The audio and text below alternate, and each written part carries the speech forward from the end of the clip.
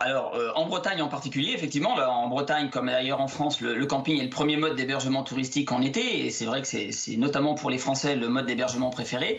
Cette année, on a repris les couleurs par rapport à l'année dernière, puisqu'on avait certes sauvé les meubles en 2020, mais nous avions perdu un peu d'activité.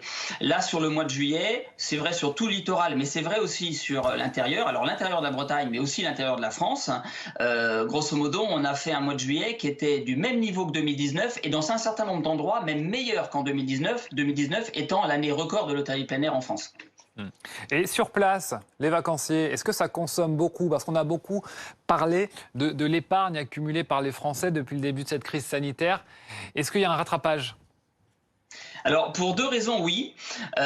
D'une part, parce que notre niveau de fréquentation est bon. Au cours du printemps, on avait engrangé beaucoup de réservations, notamment en hébergement locatif, que ce soit en location de mobil-home, de chalets, de roulottes, mais aussi avec l'effet du pass sanitaire. Et puisqu'un tiers de notre clientèle n'est pas vacciné et ne veut pas forcément se faire retester plusieurs fois au cours de son séjour, eh bien, cette frange de clientèle reste sur place pour ne pas avoir la peine justement de ressortir forcément, ce qui est d'ailleurs efficace d'un point de vue de la sécurité sanitaire. Et donc, consomme dans le camping, consomme au restaurant, consomme au bar.